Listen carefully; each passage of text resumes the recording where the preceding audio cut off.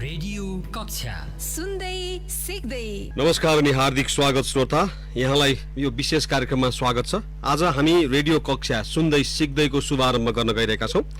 नेपाल सरकार शिक्षा विज्ञान तथा प्रविधि मन्त्रालय, त्यसैगरी नेपाल शिक्षा विज्ञान तथा प्रविधि मन्त्रालय अन्तर्गतको शिक्षा तथा मानव स्रोत विकास केन्द्र र त्यसैगरी नेपाल शिक्षा समूहको सहकार्य र समन्वयमा र त्यसैगरी गुड नेबर्स इन्टरनेसनल र रेडियो कान्तिपुरको सहकार्यमा आजबाट यो नयाँ कार्यक्रम प्रसारण भइरहेको छ। दूर शिक्षाको माध्यमबाट कोभिड-19 का कारण घरमै रहनुभएका विद्यार्थी भाइ बहिनीहरूको शिक्षा आर्जन गर्नका लागि वैकल्पिक शिक्षाको रूपमा हामीले यो कार्यक्रमको चाहिँ डिजाइन गरेका हौँ र यसको आजबाट शुभारम्भ हुन गइरहेको छ र यो शुभारम्भ कार्यक्रममा यहाँहरू सबैलाई स्वागत गर्छौँ। यतिखेर हाम्रो स्टुडियोमा आइसक्नु भएको छ शिक्षा विज्ञान तथा प्रविधि मन्त्रालयका प्रवक्ता दीपक शर्माज्यू, यहाँलाई स्वागत छ। त्यसैगरी नेपाल सरकार शिक्षा विज्ञान तथा प्रविधि मन्त्रालय अन्तर्गत शिक्षा तथा मानव स्रोत विकास केन्द्रका director general Tulsi Prasad Thapaliya sir पनि हाम्रो साथमा हुनुहुन्छ, यहाँलाई स्वागत छ। हजुर, धन्यवाद, नमस्कार। त्यसैगरी गुड नेबर्स इन्टरनेसनलका डाइरेक्टर ईश्वरमान श्रेष्ठज्यू पनि हाम्रो स्टुडियोमा आइसक्नु भएको छ, यहाँलाई पनि स्वागत छ। र त्यसैगरी गुड नेबर इन्टरनेसनलका educational manager Deepak Dulal sir पनि हुनुहुन्छ, यहाँलाई पनि स्वागत छ। धन्यवाद, नमस्कार। सबैभन्दा पहिला म प्रवक्ताज्यूबाट आउनु त दीपक सर, यो अहिले हामीले चाहिँ सरकारले पनि आजबाट मुलुकभर नै अब यो दूर शिक्षा भनौँ न होइन, प्रविधिको प्रयोग गरेर जो विद्यालय जान पाउनु भएको थिएन उहाँहरूको लागि चाहिँ अब भनेर कक्षा सञ्चालन गरिरहेको छ। यो चाहिँ अब यो कोभिड सङ्क्रमणको बिचकै लागि मात्रै हो कि यो केही लामो समयसम्म पनि चल्न सक्छ? अब यसको पहिलो चाहिँ हामीले के भने अहिलेको हाम्रो प्रमुख लक्ष्य भनेको विद्यालय नखुल्नन्जेलसम्मको लागि, नियमित पठन पाठन नहुन्जेलसम्मको लागि विद्यार्थीलाई घरमै बसेर सिकाइमा सहजीकरण गर्ने उद्देश्यले हो। अहिले हाम्रो प्राथमिक काम चाहिँ त्यही नै हो। अब यो वैकल्पिक प्रणाली भने त त्यो भोलि चल्नु पर्दैन भन्ने छैन, यो त निरन्तर जाने हो। हिजो पनि हामीले प्रयास गरेका हौँ, त्यति सकिएन होइन। अब अहिले एउटा माहौलमा हामी छौँ, एउटा अभियानमा हामी छौँ। भोलि यसले कुनै न कुनै रूपमा निरन्तरता पाउँछ, त्यो वैकल्पिक प्रणाली भन्ने जहिले पनि रहिरहन्छ।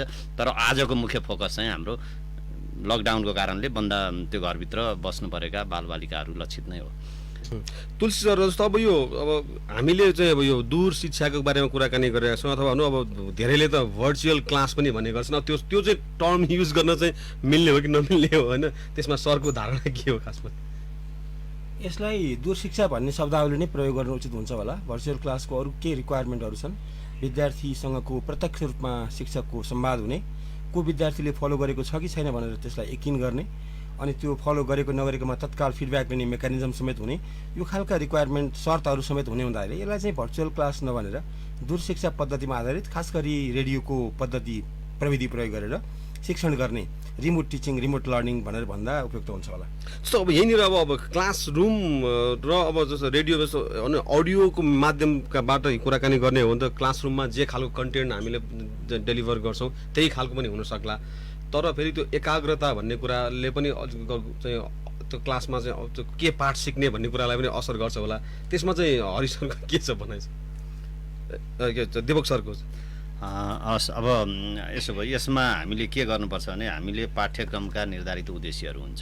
त्यसैले बालबालिकामा के ज्ञान दिने, के सिप दिने, के विकास गर्ने भन्ने मुख्य कुरा हो। त्यसपछि कन्टेन्ट भन्ने कुरा चाहिँ त्यो चाहिँ नि अब कक्षामा पठाउँदाखेरिमा त्यही विषय एउटा तरिकाले भनिन्छ। त्यसपछि अब दूर शिक्षा माध्यमबाट भन्दा त्यसका विषयवस्तु अलिकति फरक हुन्छन्। आधारभूत कुराहरू फरक हुँदैनन्, प्रिन्सिपलका कुराहरू जुन हामीले गर्छौँ त्यो फरक हुँदैन, तर त्यसलाई प्रस्तुतिकरण गर्ने तरिका त माध्यम पछि फरक हुन्छ। टेलिभिजनमा एउटा तरिका हुन्छ, रेडियोमा अर्को तरिका हुन्छ, अनलाइनमा अर्को तरिका हुन्छ, कक्षामा बस्दा अर्को तरिका हुन्छ। त्यसैले विषयवस्तुहरूमा हामीले के भने त्यो सबै विषयवस्तुहरू कक्षामा जे गर्छौँ त्यही नै ठ्याक्कै कपी भन्ने कुरा चाहिँ हुँदैन। त्यसलाई रेडियोबाट जाँदाखेरिमा अनुकूल बनाएर लैजाने हो। म यही प्रसङ्गमा गुड नेबर इन्टरनेसनलका हाम्रो डाइरेक्टर ईश्वरमान श्रेष्ठ सर पनि आउन चाहे, कृपया त्यो माइक्रोफोन युज गरिदिनु होला नि त्यसलाई चाहिँ। अब यो हामी अब चाहिँ रेडियोबाट कक्षा कोठालाई अब भनेको चाहिँ आफ्नो चाहिँ विद्यार्थीको कोठासम्म पुर्याउने चाहिँ हाम्रो प्रयत्न त होला नि होइन, त्यसलाई त्यसरी बुझ्दा हुन्छ कि के हो यो? अहिले हामीले भन्नुपर्दा त्यही नै हो, किनभने नेपालमा चाहिँ हामी धेरै वर्ष अगाडिदेखि नै शिक्षा क्षेत्रमा काम गरि आइरहेको र दुर्गम क्षेत्रमा चाहिँ हामी काम गर्दै आइरहेका छौँ। र दुर्गम क्षेत्रको हिसाबमा भन्नुपर्दाखेरि चाहिँ यो इन्टरनेट टिभीहरूको पहुँच नभएको कारणले गर्दा पनि हामी यो रेडियो मार्फत चाहिँ एकदम दुर्गमका जुन हाम्रा भाइ बहिनीहरू अहिले स्कुल जान नपाएर बसिरहनु भएको अवस्थामा चाहिँ सायद रेडियोबाट चाहिँ अझ धेरै कभरेज हुन्छ भन्ने तरिकाले चाहिँ हामीले यो काम गरिरहेका हौँ। गुड नेबर इन्टरनेसनलले विगतमा पनि हामी यो आइसिटी इन एजुकेसन भनेर चाहिँ धेरै तरिकाले चाहिँ दूर दराजमा रहनुभएका हाम्रा भाइ बहिनीहरूलाई कसरी यो गुणस्तरीय शिक्षा पुर्याउन सकिन्छ भनेर काम पनि गरिरहेको र अहिले चाहिँ कोभिडले फेरि त्यो अवसरलाई अझ हामीलाई विकास गरेर अझ हामी सुदृढीकरण गरेर अगाडि बढ्नलाई सहयोग गरिरहेको बेलामा हामी कान्तिपुरसँग चाहिँ सहकार्यमा यो अगाडि बढाइरहेका छौँ।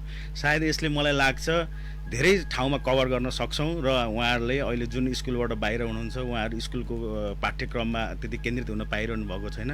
यसले चाहिँ उहाँहरूलाई सहयोग गर्छ भनेर चाहिँ हामी यो कार्यक्रम चाहिँ अगाडि बढाउन लागिरहेका छौँ। अब हाम्रो साथमा गुड नेबर इन्टरनेसनलका एजुकेसन म्यानेजर दीपक दुलाल पनि हुनुहुन्छ। दीपक सर, अब यो अहिले गुणस्तरको कुराकानी गर्ने बेला हो कि अहिले खालि चाहिँ हुन्छ नि अब घरमै बसिरहनु भएका र विद्यालय जान नपाउनु भएका बालबालिकाहरूका लागि चाहिँ अहिले विद्या चाहिँ आर्जन गराउने चाहिँ प्रमुख प्राथमिकता बन्दैछ? अहिले हामीलाई थाहा नै छ कोभिड-19 को कारण लगभग 35,000 विद्यालयहरूका लगभग 70,000 विद्यार्थी नानी बाबुहरू हाम्रा नानी बाबुहरू चाहिँ घरभित्रै बस्नु परेको अवस्थामा उनीहरूको पढाइ अवरुद्ध भएको छ। पहिलो प्राथमिकता भनेको चाहिँ विद्यार्थीको पढाइलाई कसरी सुचारू गर्न सकिन्छ र सिकाइलाई कसरी निरन्तरता दिन सकिन्छ भन्ने नै हाम्रो पहिलो प्राथमिकता हो। यही अन्तर्गत नै हामीले शिक्षा विज्ञान तथा प्रविधि मन्त्रालय शिक्षा तथा मानव स्रोत विकास केन्द्रसँग समन्वय गर्दै सँगसँगै नेपाल शिक्षा समूहसँग पनि समन्वय गर्दै यो वैकल्पिक प्रणालीबाट विद्यार्थीको सिकाइ सहजीकरण निर्देशिका 2077 पनि नेपाल सरकारले जारी गरिसकेको अवस्थामा त्यही निर्देशिकाले निर्दिष्ट गरेका उद्देश्यहरूलाई पुरा गर्नको लागि पहिलो हाम्रो प्राथमिकता भनेको विद्यार्थीको सिकाइलाई कसरी हामीले निरन्तरता दिन सकिन्छ भन्ने नै हो। अब गुणस्तरको कुरा चाहिँ अब त्यो सँगसँगै जोडिएर आउने कुरा हो जस्तो लाग्छ मलाई। अब प्रवक्ताजी जस्तो यहीँनिर अब यो के अरे चाहिँ पाठ्यक्रम सँगसँगै पाठ्य पुस्तकको पनि चाहिँ महत्त्वपूर्ण भूमिका हुन्छ भनेर भनिरहँदाखेरि अब अहिले हाम्रो चाहिँ अब विद्यालयहरूमा नै विद्यार्थी जान नसकिरहेको अवस्थामा उनीहरूले चाहिँ घरमै बस्दाखेरि पनि के पाठ्य पुस्तक हेर्दै अब यो यस्ता खालका कक्षाहरूबाट चाहिँ ज्ञान लिन सक्छ सक्दैनन्? अब होइन, पाठ्य पुस्तक त अहिले हाम्रो रेडियोबाट जाँदा र रेडियोको पहुँच नहुने ठाउँमा जाँदा पनि पाठ्य पुस्तक हाम्रो मुख्य आधार नै हो। त्यसै भएर हामीले के भनेका हौँ भने पाठ्य पुस्तक चाहिँ सबै विद्यार्थीसम्म चाहिँ पुर्याउँ, घर घरमा पाठ्य पुस्तक पुर्याउने। त्यो स्थानीय सरकारले आफ्नो प्रयत्न गरेर त्यसलाई चाहिँ घर घरमा अत्यावश्यक वस्तु जसै गरी पाठ्य पुस्तक घरमा पुगेको छ। यदि कुनै पुगेन कुनै कारणवश भने हामीले के भनेका छौँ भने योभन्दा अगाडि पढिराख्ने माथिल्लो कक्षामा पढ्ने दाइ दिदीका किताबहरू तल्लो कक्षामा चाहिँ पढेर अब त्यो कक्षामा पुग्नेहरूलाई ट्रान्सफर गर्नु, त्यसले पनि हामीले केही समय काम गर्न सक्छौँ। विगतमा पनि त्यो काम गरेको। त्यसो भइसकेपछि के हुन्छ भने घरमा एउटा इन्भाइरोमेन्ट चाहिँ बनाइदिनुपर्छ अभिभावकहरूले। त्यो इन्भाइरोमेन्ट भने के हो भने त्यो विद्यार्थीले किताब पढ्छ अनि उसले रेडियो सुन्छ, त्यसपछि अथवा टेलिभिजन हेर्छ अथवा त्यसको एक्टिभिटी बुकमा क्रियाकलापमा गर्छ। अनि त्यसमा के हुन्छ भने अब त्यसको सामान्य निगरानी गर्ने कुरा हुन्छ। यसमा हामीले त्यस्ता विषयवस्तु दिँदैनौँ कि जो तपाईँको भनौँ न एकछिनलाई कक्षा 8कै कुरा गर्दाखेरिमा कक्षा 8का गणित विज्ञानका केही जटिल विषयहरू छन् जो विषय शिक्षकले मात्रै गर्न सक्नुहुन्छ। त्यो विषयतिर हामी अहिले प्रवेश नगरौँ होइन। तर के हुन्छ भने विद्यार्थीलाई सिकाउने, त्यसलाई अलिकति प्रमोट गर्ने, घरमै पनि अलि माथिल्लो तहमा पढाए व्यक्तिहरू हुनसक्छ, छिमेकमा हुन्छ, शिक्षक हुनुहुन्छ, त्यसरी चाहिँ जाने मूलतः स्वअध्ययनमै अब विद्यार्थीहरू चाहिँ अलिकति लाग्नुपर्छ। त्यो वातावरण अरूले बनाइदिने हो। त्यसैले हामीले पहिलाको कक्षामा बोलाएर ल पढ भनेपछि मात्रै पढ्ने विषय होइन। त्यो कुरामा चाहिँ हामी सबैले विचार गर्नुपर्छ। तुलसी सर जस्तो अब हाम्रो प्रवक्ताज्यूले पनि भन्नु, दीपक सरले भन्नुभयो कि अब यो अब अभिभावकको पनि ठुलै भूमिका हुने देखियो यस्तो खालको कक्षामा होइन। हुन त अब अरू बेलामा पनि अभिभावकको भूमिका नहुने भन्ने होइन, स्कुलमा भन्दा बढी समय त उसले अभिभावकसँगै बिताउने हो। अब त हामीले भन्ने गर्दै भने घर भनेकै पहिलो विद्यालय हो विद्यार्थीको भनेर भनिरहेछौँ। अब यो दूर शिक्षा अथवा रेडियो कार्यक्रम मार्फत चाहिँ उहाँहरूको शिक्षासँग चाहिँ उहाँहरूलाई जोड्दाखेरि चाहिँ अझ बढी चाहिँ बालबालिका सँगसँगै अभिभावकको भूमिका पनि अलिक बढ्ने भयो। अब कामकाजमा चाहिँ लागेकाहरूका लागि त अलिक अप्ठ्यारो हुने भयो नि। कसरी चाहिँ त्यसको समन्वय गर्न सकिन्छ होला सर? यसमा चाहिँ यहाँले उठाउनु भएको तीनवटा विषयलाई म जोड्न चाहन्छु। विद्यार्थीको एकाग्रता कुरा उठाउनु भयो, सिकाइको गुणस्तरको कुरा उठाउनु भयो, अभिभावकको सहभागिता कुरा उठाउनु भयो। तिनटै कुरा ज्यादै महत्त्वपूर्ण छ। विद्यार्थीको एकाग्रता र सक्रिय सहभागिता बिना सिकाइ हुँदैन। त्यसकारण सिकाइको निमित्त विद्यार्थीको सक्रिय सहभागिता जुटाउनु हाम्रो निमित्त चुनौतीको विषय हो। हाम्रो भनेको खास गरी अडियो मिडियमबाट हामी जब प्रवेश गर्न खोज्दैछौँ रेडियोको माध्यम हामी यहाँ रेडियोबाट प्रसारण गर्छौँ। सुन्ने मान्छे धेरै टाढा छ, त्यो सुन्ने मान्छेलाई अत्यन्तै आकर्षक बनाएर टिकाइराख्न सक्नुपर्छ, सिकाइमा इन्गेज गराइराख्न सक्नुपर्छ। त्यो हाम्रो चाहिँ वास्तवमा हाम्रो निमित्त चुनौती हो। त्यो रेडियोको प्रोग्राम प्रडक्सन गर्दाखेरि ध्यान दिनुपर्ने विषय नै त्यही हो, चुनौती नै हो। उहाँलाई सक्रिय कसरी बनाउने, पहिलो कुरा। यस्ता कार्यक्रमको गुणस्तर र प्रभावकारिता भनेको चाहिँ सबभन्दा पहिलो शर्त के हो भने विद्यार्थीको सक्रिय सहभागिता हो। विद्यार्थी सहभागिता रहन सक्यो भने त्यसले गुणस्तरको विषयको लागि पहिलो आधारभूत शर्त पुरा गर्छ, त्यसपछि अर्को स्टेप्सहरू आउँछ। पहिलो शर्त त्यही नै हो। त्यसकारण त्यो शर्तको निमित्त हाम्रो लागि चुनौती पनि छ, त्यो गर्नु छ। यसमा हाम्रो अभिभावकको साथ चाहिन्छ। अभिभावकले सिकाउन सहयोग गर्न सक्ने एउटा अवस्था हुनसक्छ, कतै कतै त्यो नहुन पनि सक्छ। सिकाउन सहयोग गर्न नसक्ने अवस्थामा चाहिँ विद्यार्थीको पढाइको बारेमा निरन्तर रूपमा चासो राख्ने, आज के पढाइ भयो, कसरी गर्यो भनेर भन्ने, टिप्न लेख्न काम गर्नलाई प्रोत्साहित गर्ने, गरेको कुरा मलाई सुनाउ त भनेर सुनाउन लगाउने, यस्ता खालका काम गर्न धेरै पढेको हुनु पर्दैन।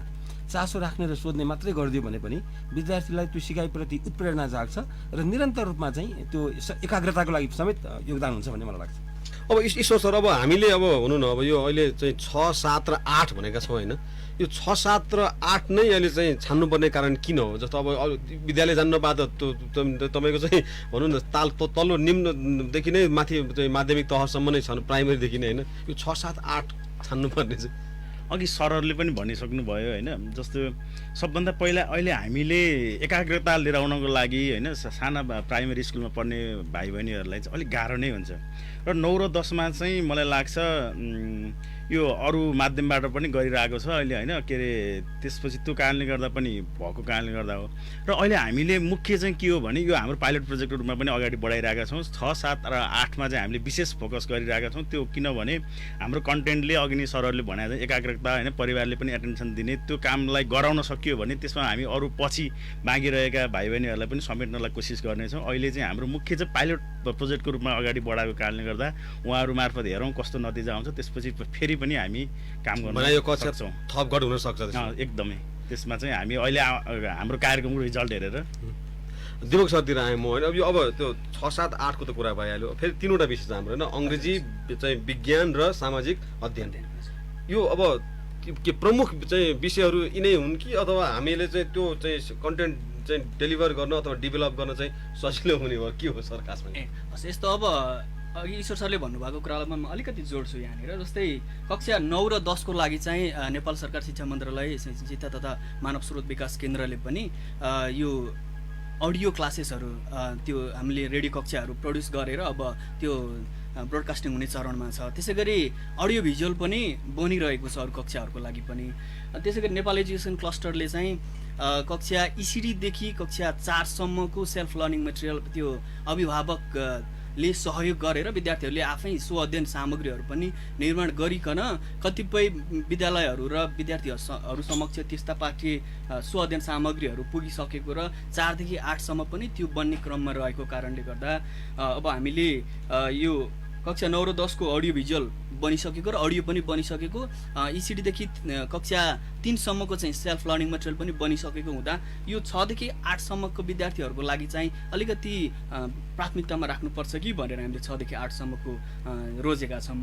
त्यसै गरी अब यो 3वटा विषय मात्रै छ, अङ्ग्रेजी, सामाजिक अध्ययन र विज्ञान मात्र छ भन्ने सवालमा चाहिँ हामीले पहिलो चरणमा चाहिँ 5वटा सब्जेक्टको, विशेष गरी कोर सब्जेक्ट्स भनिन्छ Nepali, English, math, science, social studies, 5वटा विषयहरूलाई प्राथमिकतामा राखेका थियौँ। तर अब एकैपटक 5वटा विषय र सबैलाई एकैपटक समेटेर लिएर जानुभन्दा पहिलो फेजमा चाहिँ यो 3वटा विषय गरौँ, त्यसको प्रभावकारिताको अध्ययन गरौँ, त्यस पछाडि त्यसको प्रभावकारिता र त्यहाँबाट त्यसलाई सुधार गर्ने कुराहरूलाई चाहिँ इन्कर्पोरेट गर्दै अर्को फेजमा चाहिँ अरू विषयवस्तुहरूलाई पनि समेटेर लान सकिन्छ कि भन्ने तरिकाले हामीले अहिले 3वटा विषय मात्र छानेको हो। यो अब कक्षा कोठामा त हुन्छ, अब जस्तो हामीले लगभग झन् 45 मिनट जति चाहिँ बिताउँछौँ होइन। अब रेडियोमा त 1 घन्टाको बिचमा 2टा चाहिँ क्लास चाहिँ गर्नुपर्ने हुन्छ भनेको त्यो चाहिँ एकदम कम्प्याक्ट हुने जस्तो देखियो होइन। अब त्यो कम्प्याक्ट लर्निङका लागि चाहिँ हाम्रा विद्यार्थीहरू कतिको अभ्यस्त हुन सक्लान् भन्ने पनि होला नि फेरि।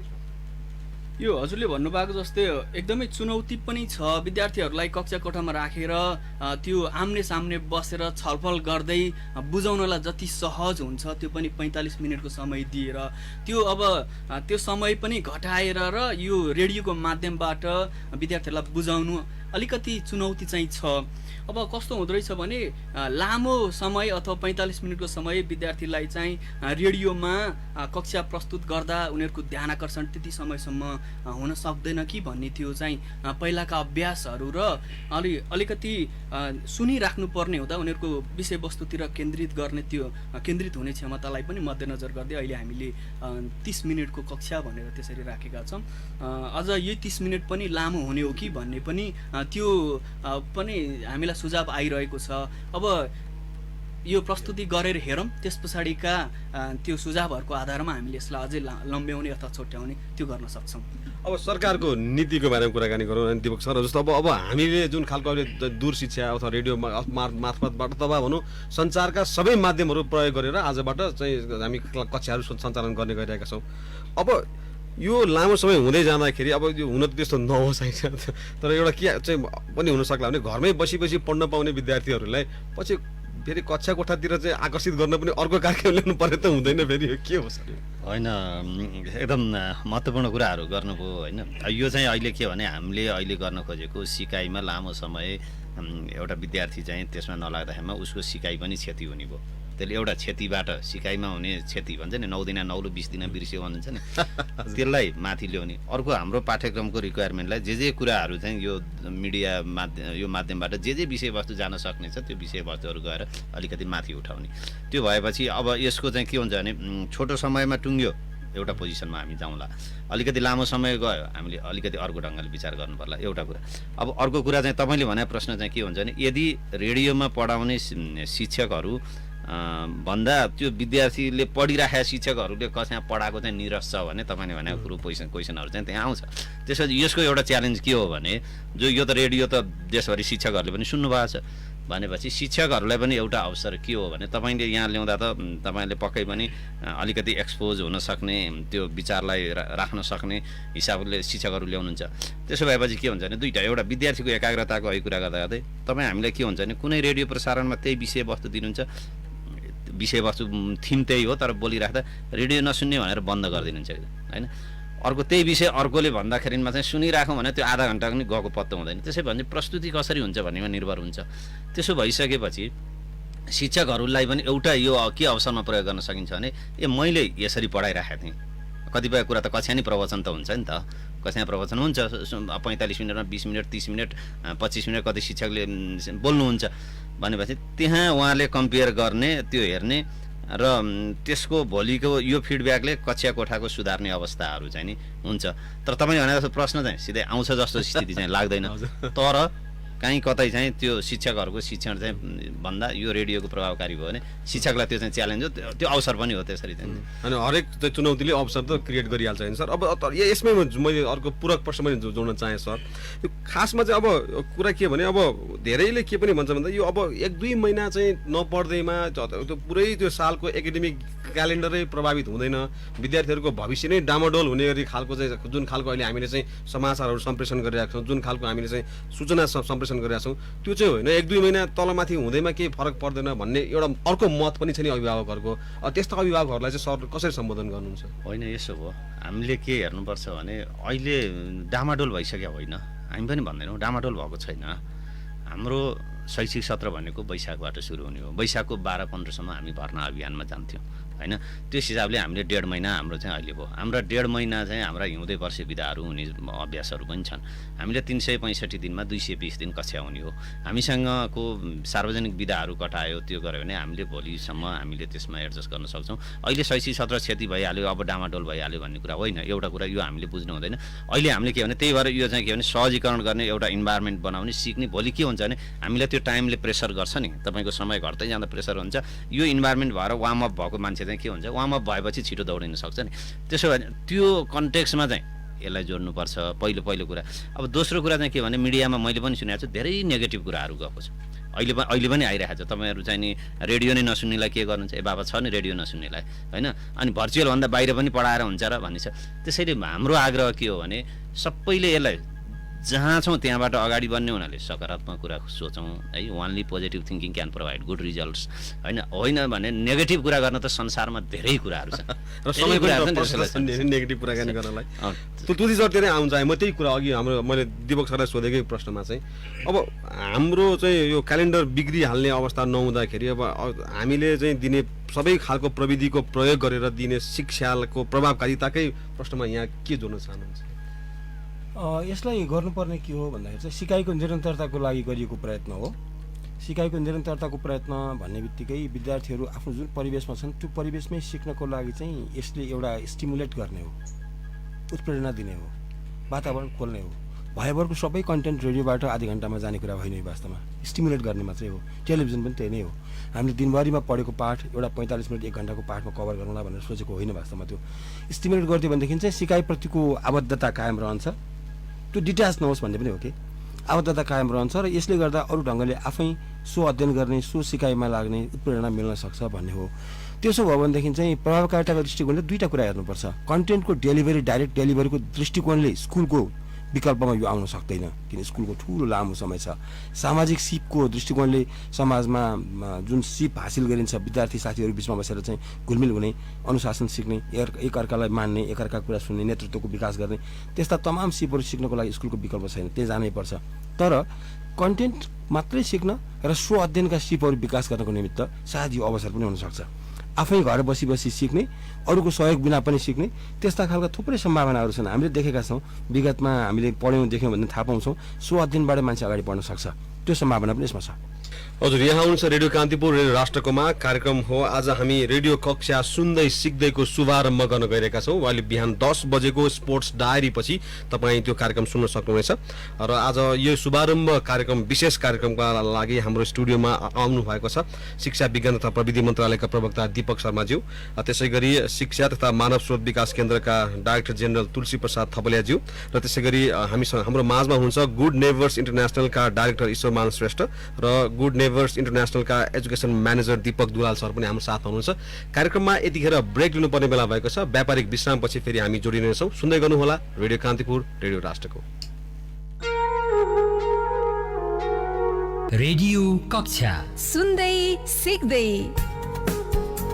कोभिड-19 को कारण विद्यालय जान नपाई घरभित्रै रहेका कक्षा 6, 7 र 8 का बालबालिकाका लागि नेपाल सरकार शिक्षा विज्ञान तथा प्रविधि मन्त्रालय, शिक्षा तथा मानव स्रोत विकास केन्द्र र नेपाल शिक्षा समूहको समन्वय र सहकार्यमा गुड नेबर्स इन्टरनेसनल नेपाल र रेडियो कान्तिपुरको प्रस्तुति रेडियो कक्षा सुन्दै सिक्दै प्रत्येक आइतबारदेखि बिहिबारसम्म बिहान 10 बजेको स्पोर्ट्स डायरी पछि 11 बजेसम्म अंग्रेजी, विज्ञान र सामाजिक अध्ययन विषयको पढाइ हुँदैछ। रेडियो कक्षा सुन्दै सिक्दै।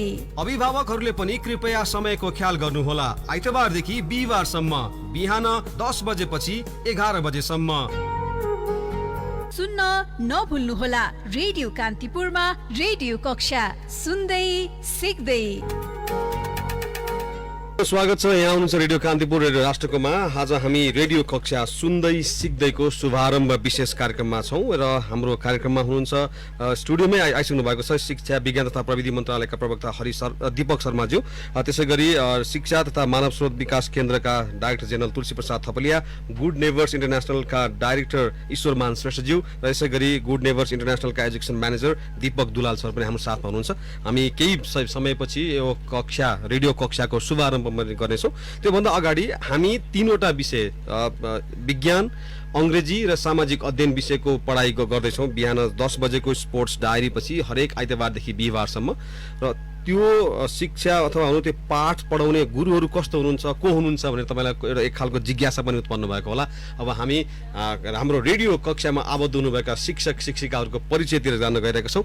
सर, यहाँलाई स्वागत छ र कृपया अलि नजिक आएर आफ्नो परिचय दिनु होला सर। धन्यवाद।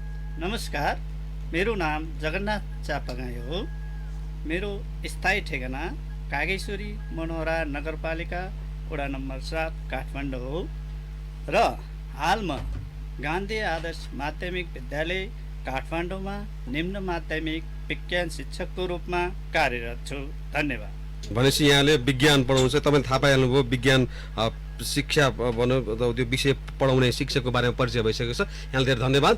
र अर्को हाम्रो विषय पनि रहेको छ, 3वटा विषय छन् हाम्रो, र अर्को को हुनुहुन्छ हामी उहाँसँग पनि उहाँको चाहिँ परिचय लिनेछौँ। हाम्रो स्टुडियोमा आइसक्नु भएको छ शिक्षिका, उहाँलाई पनि स्वागत छ र कृपया आफ्नो परिचय गरिदिनु होला हजुर।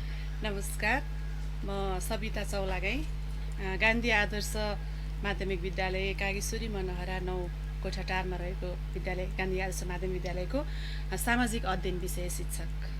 धन्यवाद यहाँलाई म्याम। उहाँ हुनुहुन्छ सबिता चौलागाई र तपाईँले रेडियो कार्यक्रम मार्फत सामाजिक अध्ययन विषयको पनि पढाइ उहाँबाट सुन्न सक्नुहुनेछ हरेक आइतबारदेखि बिहिबारसम्म बिहान 10 बजेको स्पोर्ट्स डायरी पछि। र अब हामीसँग अब तपाईँले थाहा पाइनुभयो हामीले 3वटा विषय भनेका थियौँ, त्यसपछि को हुनुहुन्छ भनेर थाहा पाइसक्नुभएको छ। यहाँलाई पनि स्वागत छ र आफ्नो कृपया परिचय दिनु होला हजुर। Namaskar, I'm Nanu Hada. I live at Gathagar these days, and I have been teaching as a secondary level English teacher at Bhaktapur in Sri Padma Secondary School. Thank you. हस् धन्यवाद। उहाँ हुनुहुन्थ्यो नानु हाडा र तपाईँको अङ्ग्रेजी विषयको शिक्षिका, र अब तपाईँ अङ्ग्रेजी त्यसै गरी गणित र अनि सामाजिक अध्ययन विषयको पढाइ रेडियो मार्फत पनि गर्न सक्नुहुनेछ आइतबारदेखि बिहिबारसम्म बिहान 10 बजेको स्पोर्ट्स डायरी पछि। र अब हामी कुराकानीकै क्रमलाई अगाडि जोडौँ र म ईश्वर सरतिरै आउन चाहे। अब हामीले अब भनौँ न, अब यो अब सिक्ने क्रम भने त कहिले पनि नसकिने क्रम हो। अब यो सँगसँगै अब एज अ हुन्छ नि त्यो प्र्याक्टिकल रूपमा चाहिँ क्लासरुममा गर्दाखेरि पनि यसलाई एउटा एक खालको एडिसनल कक्षाको रूपमा पनि पछिसम्म पनि कालान्तरसम्म पनि लैजान सकिने सम्भावना कतिको देख्नुहुन्छ यहाँले? अघि नै सरहरूले पनि भनिसक्नु भएको छ। मलाई लाग्छ यो अहिले चाहिँ हामीले जुन विद्यार्थीहरू स्कुलबाट डिट्याच भइरहनु भएको छ, छुटिरहनु भएको छ, त्यसलाई नै कसरी हुन्छ उहाँहरूले आफ्नो मुख्य विद्यार्थीहरूको मुख्य पेसा त शिक्षा के अरे अध्ययन गर्ने, त्योबाट बाहिर गइरहनु भएको अवस्थामा चाहिँ उहाँहरूलाई शिक्षासँग कसरी जोड्ने भन्ने चाहिँ मुख्य विषयवस्तु रहेको छ। मलाई लाग्छ यसले हाम्रो क्लासमा हुने सम्पूर्ण जुन हाम्रो पठन पाठन प्रक्रिया छ त्यसलाई नै विस्थापित गर्ने चाहिँ हुँदैन। त्यसलाई अघि नै सरले पनि भन्नुभएको थियो, यदि कस्तो छ भने यो चाहिँ आफ्नो स्कुलमा भइरहेको पठन पाठन प्रक्रियाभन्दा अझ राम्रो होइन, त्यसपछि उहाँहरूलाई अध्ययन गर्न सजिलो, बुझ्न सजिलो भयो भने यसलाई पनि उहाँहरूले चाहिँ रिफरेन्स मेटेरियलको रूपमा लिएर अगाडि बढाउनुहुन्छ र अब कक्षा कोठाको पठन पाठन नै पूर्ण रूपमा विस्थापित हुन्छ भन्नेमा चाहिँ मलाई लाग्दैन। तर त्यसलाई पूरकको रूपमा पनि यसलाई पछिसम्म लान सकिन्छ? एकदमै यसलाई सकिन्छ, किनभने अघि नै सरहरूले पनि भन्नुभएको छ रिफरेन्सको रूपमा चाहिँ उहाँहरूले यसलाई लिनुहुन्छ र उहाँहरूलाई केही न केही आफ्नो के अरे भइरहेको रेगुलर एजुकेसनको साथसाथै यसलाई चाहिँ अतिरिक्त क्रियाकलापको रूपमा चाहिँ लिएर उहाँहरूलाई पठन पाठन गर्न सजिलो हुन्छ। जस्तो जुन माध्यमबाट धेरै ज्ञान लिन सकिन्छ नि, अघि नै सरले उदाहरण पनि दिनुभएको थियो, मन नपर्ने प्रस्तुता छ भने बन्द गर्नुहुन्थ्यो, मन पर्ने छ भने त्यही चिजलाई राम्रोसँग सुन्नुहुन्थ्यो। उहाँहरूले चाहिँ मलाई लाग्छ यसलाई चाहिँ रिफरेन्स मेटेरियलको रिफरेन्सको रूपमा लिएर उहाँहरूलाई आफ्नो अध्ययनको अध्ययन र आफ्नो अध्ययनको लागि चाहिँ अगाडि बढाउनलाई चाहिँ मद्दत पुग्छ।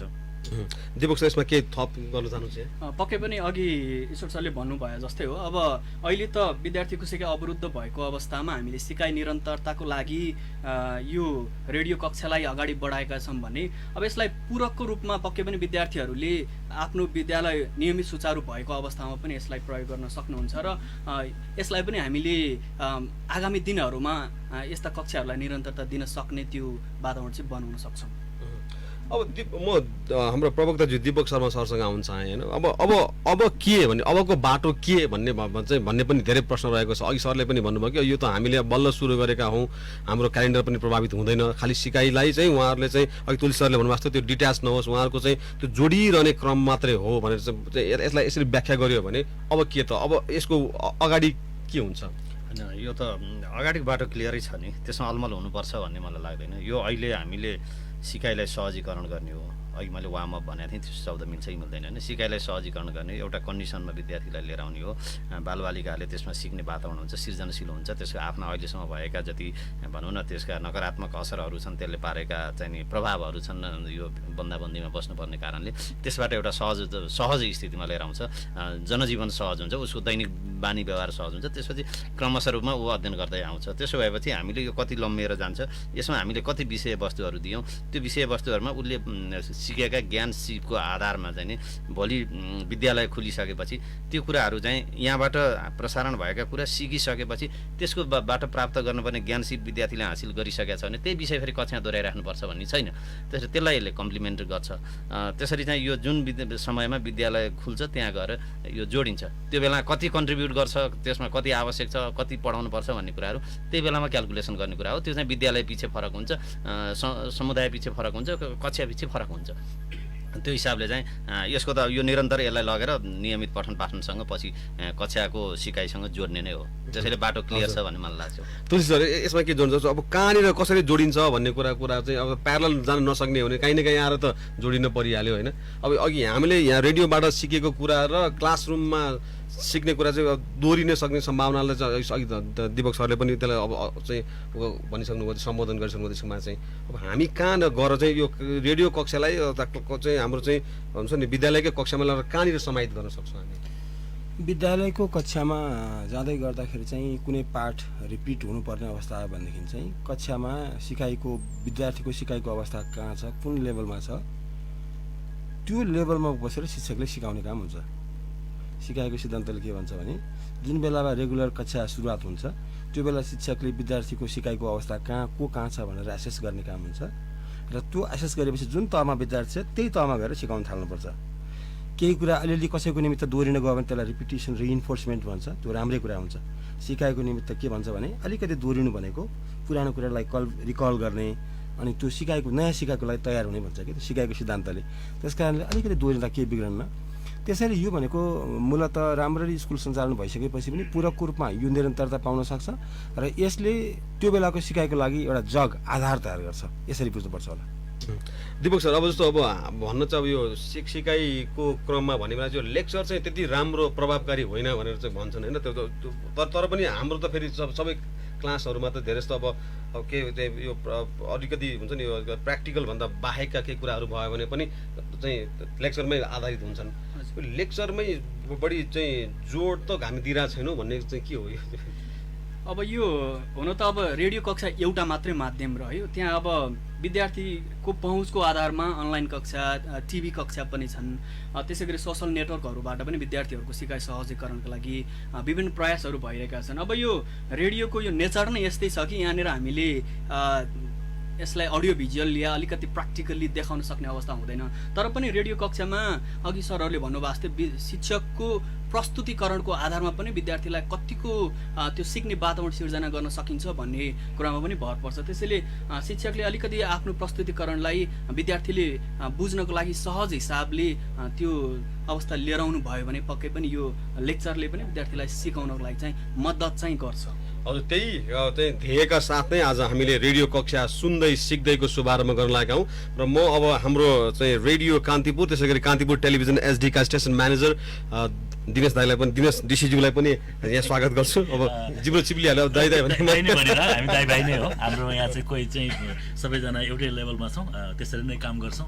आज सबैभन्दा पहिला त नेपाल सरकार शिक्षा विज्ञान तथा प्रविधि मन्त्रालय, शिक्षा तथा मानव स्रोत विकास केन्द्र र नेपाल शिक्षा समूहको समन्वय र सहकार्य तथा गुड नेबर्स इन्टरनेसनल नेपालको र रेडियो कान्तिपुरको उत्पादन र प्रसारण गर्न लागि यो विशेष कार्यक्रम अब 90 दिनसम्म आइतबारदेखि बिहिबारसम्म प्रत्येक दिन 3 विषय हप्ता दिनभित्रमा त्यसको सेड्युल आजको कान्तिपुर राष्ट्रिय दैनिकको विशेष विज्ञापनमा पनि हेर्न सक्नुहुन्छ। रेडियो कान्तिपुरको फेसबुक पेजबाट पनि तपाईँले प्राप्त गर्न सक्नुहुन्छ।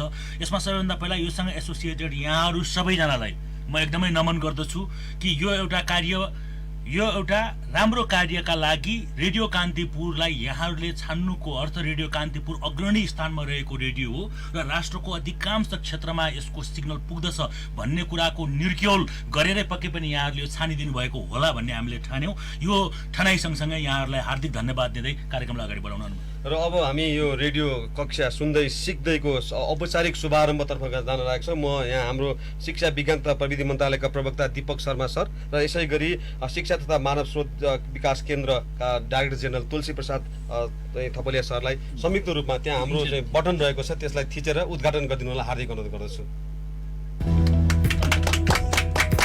रेडियो कक्षा सुन्दै सिक्दै।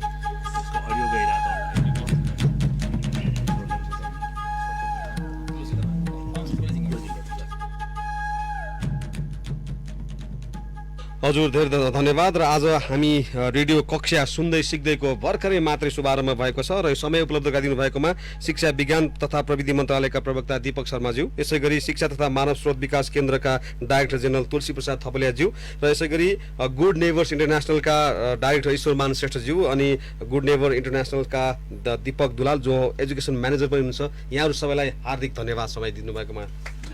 र यो सँगसँगै आज हाम्रो कार्यक्रम रेडियो कक्षा सुन्दै सिक्दैको शुभारम्भ भएको छ। अब म बिदा माग्छु र प्रत्येक आइतबारदेखि बिहिबारसम्म 10 बजेको स्पोर्ट्स डायरी पश्चात तपाईँले यो कार्यक्रम सुन्न सक्नुहुनेछ। रेडियो कक्षा सुन्दै सिक्दै। हस्, धन्यवाद, नमस्कार।